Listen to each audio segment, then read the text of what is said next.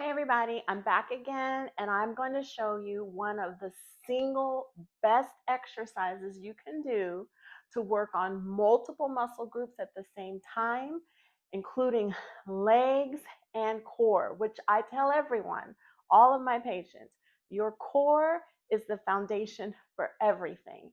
Your balance, your walking, all of the functional movements you need to do throughout the day.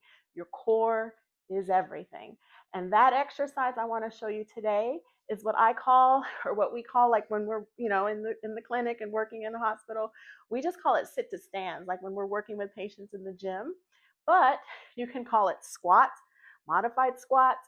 I don't want you to get in your head about it. When I say squats or modified squats, I don't want you to think about the power lifter, with the barbell and all the weights on their back, right? A squat is just sitting, going down and coming up. And there's a lot of modifications and different ways that you can do it, which is what I'm going to show you today. Now, some of you may still primarily be getting around or sitting in like your wheelchair throughout the day, which is totally fine. There are modifications, like I said, for this movement.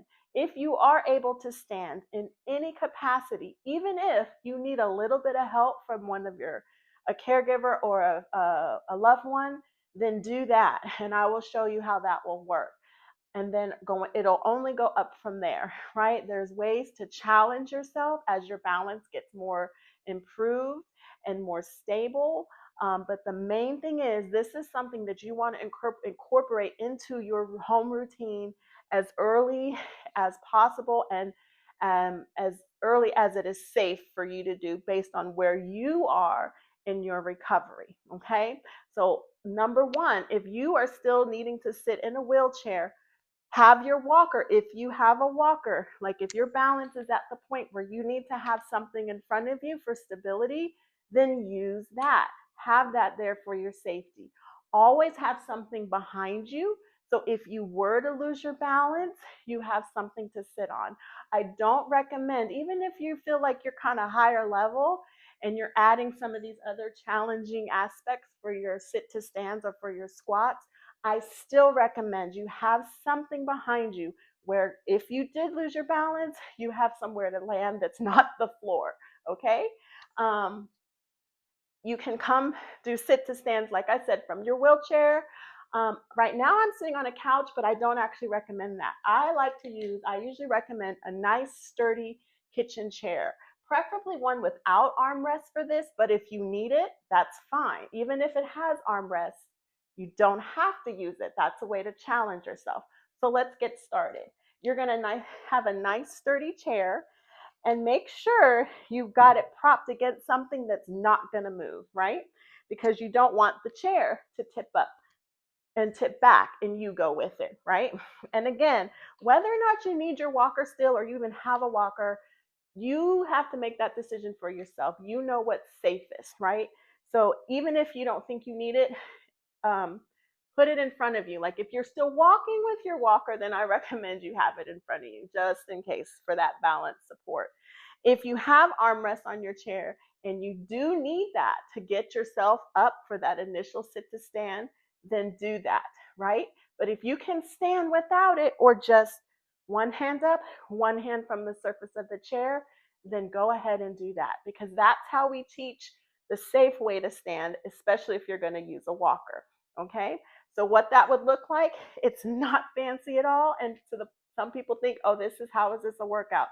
Mark my words, if you're consistent and you do this multiple times a week, you will have a strong core and strong legs, and you will do great. So here we go. Big push up from the chair. You're going to come up. If you need the walker, like I said, you use it. If you don't, that's fine.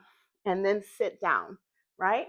If again, you need that support to guide you as you're coming down, grab your armrest or grab the side of the chair. This is all about safety. We want to challenge your system and we want to help build those core muscles, but everyone's going to be at a different level and everyone is going to need a different amount of support.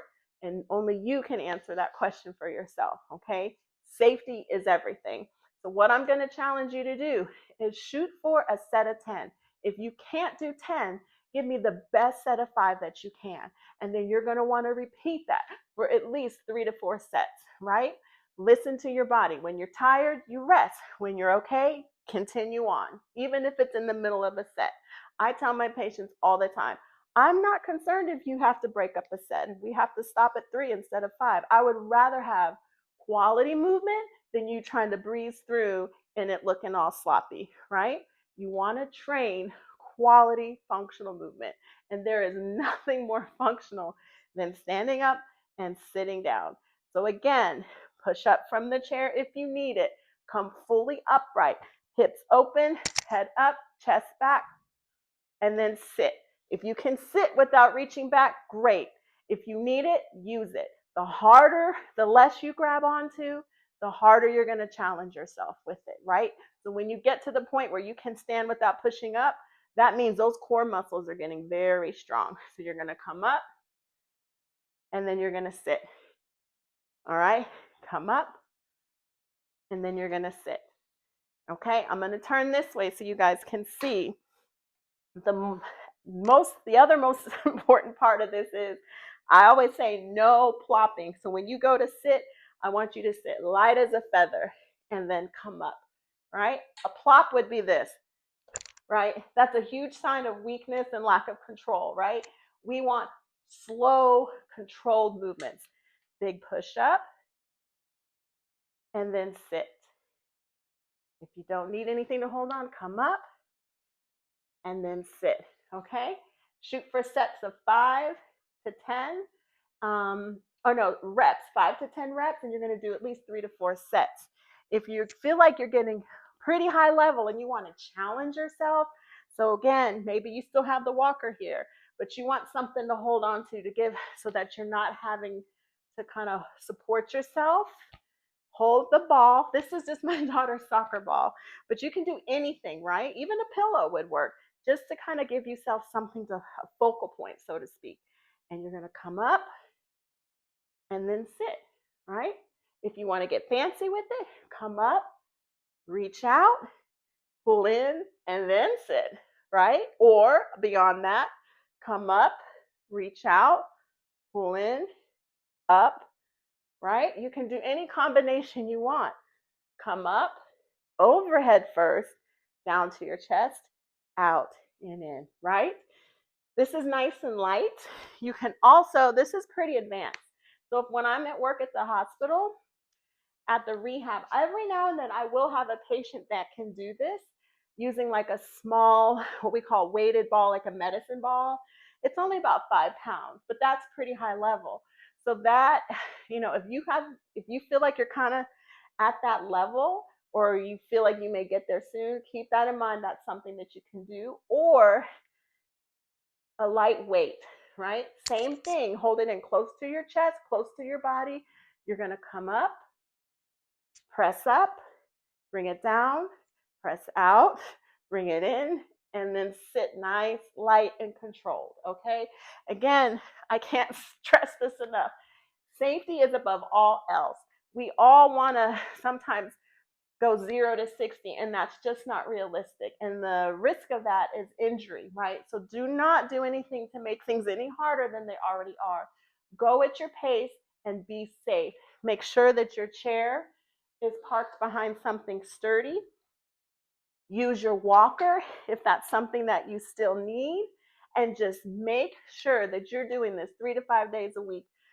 And like I said, 3 to 5 repetitions, 3 to 4 sets. Okay, stand up and sit down. You can call these squats, mini squats, modified squats, or I just call them sit to stands because it's that simple. It's just the functionality of standing up and sitting down. Every time we get on and off the toilet or in and out of the chair or even in and out of the bed, some component of that, you are standing up and you are sitting down. All of the muscles in the core, your spinal muscles, and your legs all have to work together to coordinate that movement. And it takes a lot of strength. So if you can hone in and really get good at this particular exercise, I promise you, you will see the benefits, okay? Give it a try. Let me know what you think, and I hope this was helpful. If you found this video helpful, don't forget to subscribe for more DIY videos to help you along the way in your stroke recovery. Struggling at home? Have a question? Leave me a comment. I'm here to help.